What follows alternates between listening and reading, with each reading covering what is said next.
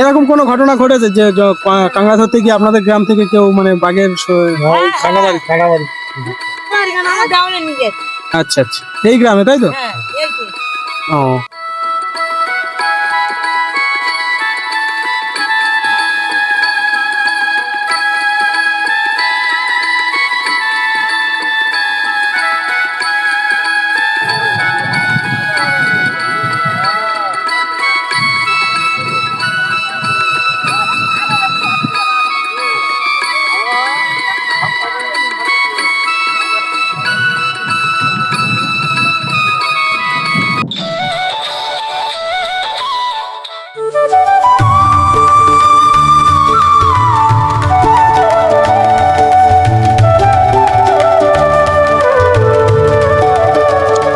মানুষের বসতি যেখানে শেষ হয় ঠিক সেখান থেকেই শুরু হয় প্রকৃতির এক আদিম খেলা।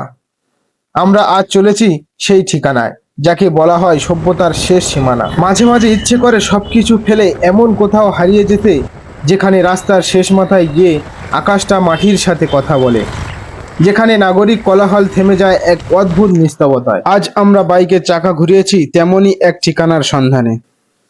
বন্ধুরা, সবাই কেমন আছেন? আশা করছি সবাই অনেক অনেক ভালো আছেন। তো আজকের আমাদের মূল উদ্দেশ্য জয়নগর জামতলার একেবারে শেষ প্রান্তে, যেটা হচ্ছে কৈখালী। আমার হাতের এই দিকটা হচ্ছে কৈখালী, একেবারে শেষ প্রান্ত, যেটা দক্ষিণ 24 পরগনার একেবারে শেষ প্রান্ত, ঠিক আছে? সুন্দরবন এরিয়া, যেটা কৈখালী থেকে। আজকের আমরা ওখানেই যাব, কৈখালী। তো আজকের আমার সাথে প্রতিবারের মতো আমার সঙ্গী আছে আপনাদের সবার প্রিয় কন্টেন্ট ক্রিয়েটার হাবিজুল ভাই। জামতলা রোড পেরিয়ে, জামতলার বাজার পেরিয়ে আমরা এখন কৈখালী রোডে আছি, ঠিক আছে? এখানকার রোডটা একটু অন্যরকম, দেখতে পাচ্ছেন চারিদিকে ফাঁকা, দেখুন খুব অল্প গাড়ি চলে। আর এদিকটা দেখুন, দেখতে পাচ্ছেন, ঠিক আছে? তো আমরা কত কিলোমিটার এসছি এখান থেকে এখন আনুমানিক? জয়নগর থেকে জামতলা ম্যাক্সিমাম 25 কিলোমিটার হবে। আচ্ছা, আমরা জামতলা পার হয়ে চলে এসেছি, ম্যাক্সিমাম 25-26 কিলোমিটার তো হয়ে যাবে। পার হয়ে এসছি জামতলা বাজার থেকে, তো আরো পার হয়ে এসছি আমরা। দূরে আসিনি, মোটামুটি আমরা ওই 26-27 কিলোমিটার হবে।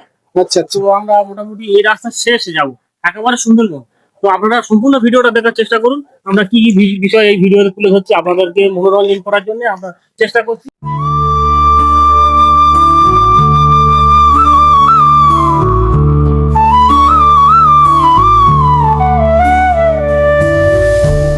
সামনে আদিগন্ত জলরাশি, যতদূর চোখ যায় শুধু জল আর জল।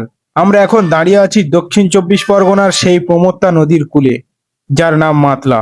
সুন্দরবনের প্রবেশদ্বার বলা হয় একে। কিন্তু আজ এই নদী যেন এক শান্ত অথচ ভয়ঙ্কর সৌন্দর্যের প্রতীক হয়ে আমাদের সামনে ধরা দিচ্ছে। একসময় এই জায়গাটি ছিল লোকচক্ষুর অন্তরালে, নির্ভূত এক নির্জন প্রান্ত। কিন্তু সময়ের সাথে সাথে এই মাতলা নদীর মায়াবী রূপ আজ পর্যটকদের হাতছানি দিয়ে ডাকছে। প্রতিদিন শত শত মানুষ ছুটে আসছে এই নদীর বিশালতা অনুভব করতে। ডানামেলা গাংচিল আর নোনা জলের ঘ্রাণে এখন এখানে মানুষের ভিড়, প্রাণের স্পন্দন।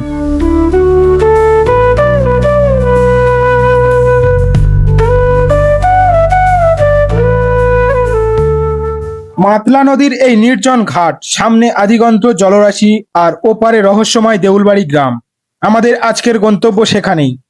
ঘাটের খেয়া নৌকা প্রস্তুত, যাত্রীরাও তৈরি ওপারে যাওয়ার ব্যাকুলতায়। কিন্তু ঠিক এই মুহূর্তে প্রকৃতি যেন এক অদ্ভুত বাঁধার সাজিয়ে রেখেছে আমাদের জন্য। নৌকা আছে, ওপারে যাওয়ার তীব্র আকাঙ্ক্ষাও আছে, কিন্তু নেই শুধু একজন, এই নৌকার কাণ্ডারি, অর্থাৎ আমাদের মাঝি ভাই। জনমানবহীন এই ঘাটে হঠাৎ করেই যেন তিনি হাওয়ায় মিলিয়ে গেলেন। 1 মিনিট 2 মিনিট করে ঘড়ির কাঁটা পার হয়ে গেল পুরো 1টি ঘন্টা। সূর্যের তেজ কমছে আর সাথে সাথে বাড়ছে অপেক্ষার প্রহর। কোথায় গেলেন তিনি? এই উত্তাল নদীর কূলে তাকে কোথায় খুঁজবো আমরা? যাত্রীদের চোখে মুখে বিরক্তি, আর আমাদের মনে একরাশ প্রশ্ন, তবে কি আজ দেউলবাড়ি যাওয়া হবে না? এই রহস্যের জট যেন কিছুতেই খুলছিল না। ঘাটের প্রতিটি কোণ, প্রতিটি মানুষের মুখ আমরা খুঁজে ফিরলাম এক চিলতে উত্তরের আশায়। অবশেষে কাটল সেই রহস্যের কুয়াশা। ঘাটের এক পাশে অলস ভঙ্গিতে দাঁড়িয়ে থাকা সেই বিশাল ট্রলারটির দিকে নজর দিতেই আমরা থমকে গেলাম। কেউ একজন ইশারায় দেখিয়ে দিল ট্রলারের ভেতরটা। কৌতূহলী হয়ে একটু কাছেই এগোতেই উন্মোচিত হলো এক অদ্ভুত দৃশ্য। নদীর এই খ্যাপাটে বাতাস আর নোনা জলের মায়াবী সম্মোহন আছে, আর সেই মায়ায় আচ্ছন্ন হয়ে আমাদের মাঝি ভাই তখন বিভোর হয়ে আছেন গভীর ঘুমে। ট্রলারের এক কোণে নিশ্চিন্তে শুয়ে আছেন তিনি। বাইরের এই রোদ, এক ঝলক মানুষের দীর্ঘশ্বাস কিংবা আমাদের এই দীর্ঘ প্রতীক্ষা সবকিছুই যেন তার সেই অতুলন্ত ঘুমের কাছে হার মেনেছে। মাঝি খুঁজে পাও না, আর মাঝি অসহ্য হয়ে যাচ্ছে, মাঝি আমরা খুঁজতেছি সকাল থেকে এসে, মাঝি এর ভিতরে শুয়ে আছে। কি দুঃখজনক বিষয়, আমরা মোটামুটি আর সারাদিনটা বেকার হয়ে গেল। উড়া, আরে ওর না, মাঝিটা একটু দেখো কত বড় সাইজ, দেখো মাঝির।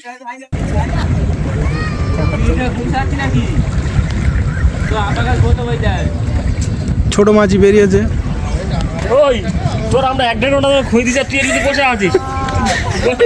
তুই আরেকদিন কই, ওই আরেকদিন তুই চালাবি? হ্যাঁ চল চল।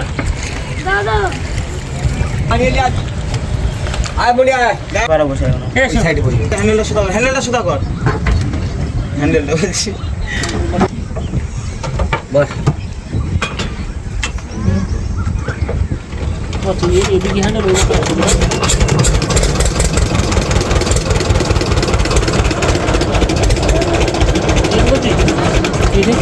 আমার সিটটা নিয়ে নিচ্ছি। কেন বসো। মাঝে মাঝে গন্তব্যে পৌঁছানো হচ্ছে, সেই পথটুকু পাড়ি দেওয়াই হয়ে ওঠে আসল পরীক্ষা। আমরা এখন দাঁড়িয়ে আছি দেউলবাড়ি গ্রামের সেই দুর্গম ঘাটে। মাতলা নদীর উত্তাল জলরাশি পেছনে ফেলে আমরা যখন মাটিতে পা রাখলাম, বুঝলাম এই মাটি সাধারণ কোনো মাটি নয়, এ যেন এক আদিম সুন্দরবনের নোনা কাদার মায়া। এই গ্রামের নাম কি তাহলে? দেউলবাড়ি। দেউলবাড়ি। এই নদীটা কি মাতলা নদী বলে নাকি? আচ্ছা আচ্ছা। আচ্ছা, এখানে এই যে আপনারা এখানে কি মাছ ফেলবেন নাকি? হ্যাঁ, ও, আপনার কটা নৌকা আছে? নৌকা নেই? আমার এই বাস তেল খরচে মাছ টাছ যায়। ও আচ্ছা, আপনি এখানে মাছ বাঁচতে এলে আপনাকে কিছু খরাকি মাছ দেওয়া হয়, তাই তো? ও কি করবো, বছরে 3 বার নদী বাঁধ ভেঙে যায় ভাই। আচ্ছা যেখানে আমাদের এই ফাঁসি আমার খাই, আচ্ছা। বুঝলে? আপনার জীবনে কতবার ঘর ভেঙেছে? 3বার ঘর সরিয়েছে। যাই হোক বন্ধুরা, দেখতে পাচ্ছেন এই যে আন্টি আছে, উনি বলছেন যে ওনার জীবনে উনি 3বার মানে নদী ভাঙনে বাড়ি সরিয়েছে। ঠিক আছে, তো এখানে হ্যাঁ এই যে দাদু আছে ইনিও বলছেন।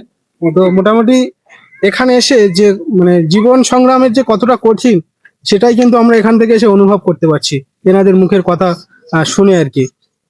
একটা মানে বসত ভিটা যদি 3বার সরানো হয়, ঠিক আছে, সেখানে তো মোটামুটি বেশ একটা আর্তনাদ থাকে মনের মধ্যে। ঠিক আছে, হ্যাঁ বুঝতে পারছি, তারপরেও তুমি তোমার স্বপ্ন এখানেই করছো, আবার এটাই তোমার এই নদীতে নিয়ে যাচ্ছে, আবার তুমি সেখান থেকে নিয়ে আরেক জায়গায় নিয়ে যাচ্ছ, নিশ্চয়ই এটা কষ্টের জায়গা তৈরি হবে। বন্ধুরা, আমরা একেবারে সুন্দরবনের শেষ গ্রামে দাঁড়িয়ে কথা বলছি আপনাদের সাথে। বন্ধুরা দেখতে পাচ্ছেন আমার হাতের এই সাইডে মাতলা নদী রয়েছে, আর মাতলা নদীর পাড় থেকে আপনাদের সাথে কথা বলছি। আমি যদি আপনাদের গুগল ম্যাপটা একটু দেখাই, গুগল ম্যাপটা দেখতে পাচ্ছেন, আমি গুগল ম্যাপটা আপনাদেরকে দেখাই। আমরা এই মুহূর্তে আছি ঠিক একেবারে এইখানে দেখতে পাচ্ছেন, আর এখান থেকে এখানে বাংলাদেশের দূরত্ব জাস্ট একেবারেই কাছাকাছি দেখতে পাচ্ছেন। এখান থেকেই কিন্তু আমরা এখানে আছি, এখান থেকে কিন্তু আর কোনো জনবসতি নেই, এখান থেকে সম্পূর্ণ নদী এরিয়া দেখতে পাচ্ছেন, শুধু বদ্বীপ আর তারপরে সুন্দরবন, একেবারেই সুন্দরবন, তারপরে এদিকে গোসবা রয়েছে, একেবারেই কিন্তু সুন্দরবনের শেষ প্রান্ত। তো ঠিক আছে, দেখুন একেবারে এখানের মানুষের জীবনযাপনটা আপনাদের সামনে তুলে ধরছি। দেখুন আমাদের গ্রামে তো মোটামুটি সবাই তো দেখছি এই মাছ ধরে এনে মাছ বাছাবাছি করছে, খুব সুন্দর মুহূর্ত পার করেন, তাই তো? মাছ মোটামুটি ধরতে যান, কতদিন করে থাকেন মাছ ধরতে আপনারা নদীতে? নদীতে খুব একটা থাকি না, আমরা ওই রাস্তাঘাট থাকি, বুঝলেন। আচ্ছা আচ্ছা, মানে আপনারা কালকে রাতে গিয়েছেন, আজকে সন্ধ্যায় এসে ফিরে আসছেন, তাই তো? ও দাদা, কতক্ষণ মাছ ধরার পরে মাছ নিয়ে আসছেন? 24 ঘন্টার পরে আসছেন, তাই তো? বেরিয়েছিলেন কখন, সকালে না রাতে? ও আচ্ছা, কালকে রাতে, তাই তো? আচ্ছা, আরেকটা কথা, আপনাদের এখানে আমরা অনেক সময় শুনে থাকি যে বাঘ পার হয়ে আসে, এটা কি সত্যি?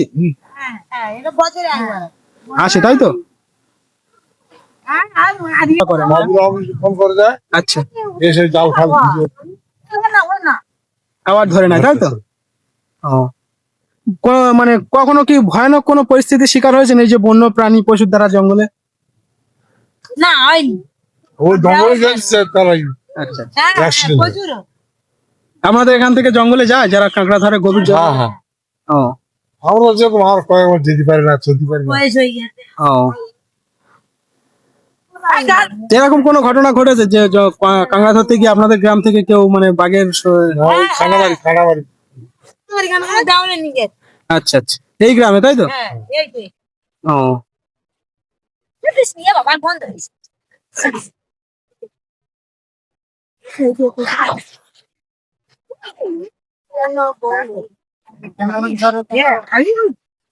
ওই শাখা তো কেমছে বিক্রি করবে? না বাবা, আমি নেবো তো। এই তো জানা।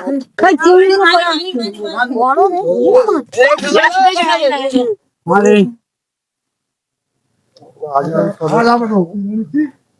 খাবে। এটা কি মাছ বলে? ও, মাছ না তাই তো? না না, ওটা কোনো মাছ না বলছে। এটা মাছ না হ্যাঁ, খালি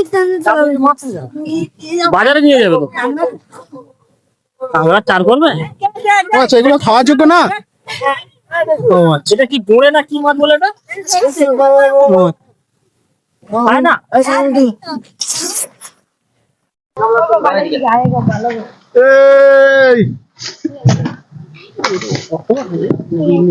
না না, ওটা হচ্ছে জেলিফিশ। জেলিফিশ, বিক্রি হয় বাজারে না না না না, ওটা ফেলে দাও। খাওয়ার যোগ্য না ওটা। খাওয়ার জন্য না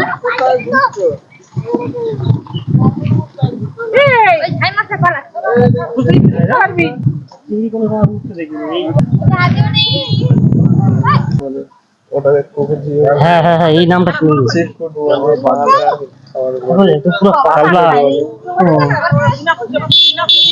এটা জল থেকে উঠে গেলে মারা যায় না ওরা?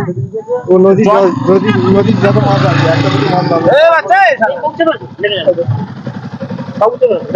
এই সরে আয় না।